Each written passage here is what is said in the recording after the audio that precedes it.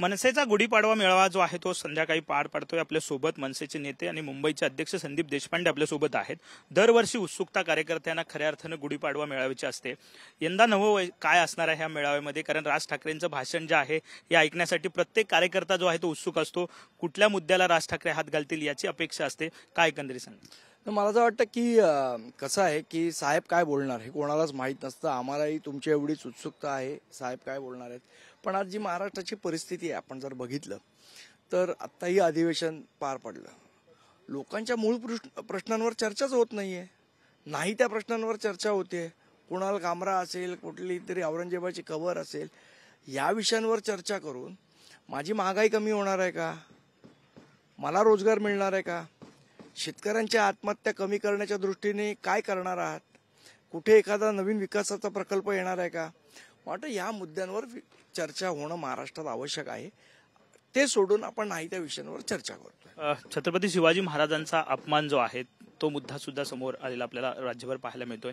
त्याला सुद्धा हात घालतील राज ठाकरे? कुठला कोरटकर, त्याची लायकी नाहीये, एक पैशाची लायकी नाही, त्याच्यावर आपण चर्चा करतोय अशा फालतू लोकांवर। मला वाटतं हेच दुर्दैव आहे की आपण अशा फालतू लोकांनी काहीतरी बोललं त्याच्यावर चर्चा करतोय आणि मूळ मुद्द्यांवर आपण चर्चाच होत नाहीये। आपण जेव्हा म्हणतो की शिवाजी महाराजांचा अपमान होतोय, छत्रपतींचा अपमान होतोय, त्या कोरटकरला तर काय ठीक आहे, त्याला काय होईल ती सजा होईल। पण आज जी महाराष्ट्राची परिस्थिती आहे, आज जाती जातीत महाराष्ट्र विभागला जातो, हाच शिवरायांचा आदर्श आहे का आपला? शिवरायांनी 18 पगड जमातीला एकत्र करून स्वराज्याची स्थापना केली, तो आपला आदर्श असला पाहिजे का नाही त्या कोरटकर सारख्या फालतू विषयावर आपण चर्चा केली पाहिजे? मला वाटतं याचा विचार सगळ्यांनी आपण केला पाहिजे। राज ठाकरे नेहमीच भाषणामध्ये ज्याची चूक आहे ती चूक उघडपणे दाखवत असतात। आजच्या भाषणात तुझा सुद्धा तसंच पाहायला मिळेल का? सत्ताधारी असतील किंवा विरोधक असतील, ज्याची चूक आहे ती मांडण्याचा प्रयत्न किंवा मांडला जाईल? नक्कीच। मला वाटतं आजच्या तारखेला महाराष्ट्रामध्ये राजसाहेबांच्या एवढा स्पष्ट वक्ता कोणीही नाही। सगळेजण आपलं हातचं राखून गोडून गुलाबीनी गोंजाराने बोलतात। डोळ्यात अंजन घालणारं आपण ज्याला म्हणतो असं खणखणीत भाषण जर कोणाचं होत असेल, विचार मांडण्याचं काम होत असेल तर राजसाहेबांचं होतं। परखड सत्ताधारी असो किंवा विरोधक, दोघांनाही कोणी महाराष्ट्राच्या प्रश्नांबद्दल स्पष्ट नेहमी राज ठाकरे जनतेचं कामं होत नाहीत, म्हणजे सत्ताधारी असो किंवा विरोधक जनतेसाठी उभे राहत नाही हा मुद्दा मांडतात। तो सुद्धा मुद्दा असेल आजच्या भाषणात? मला वाटतं सगळेच मुद्दे असतील।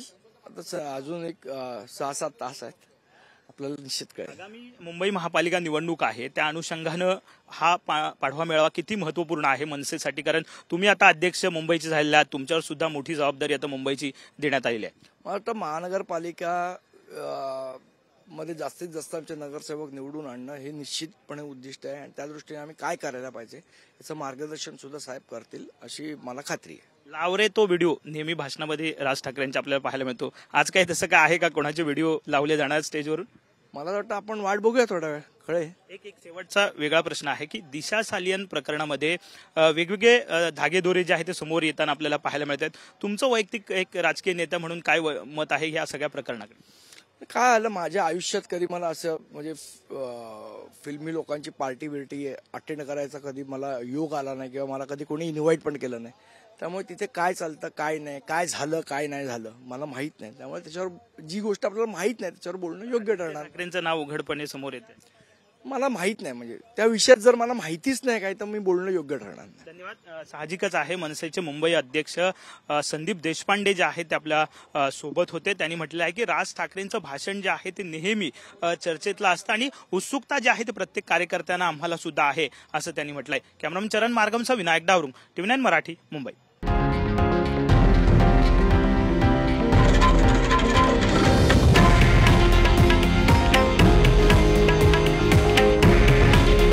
हे आहे देशातील नंबर 1 न्यूज नेटवर्क आणि आपण पाहत आहात TV9 मराठी।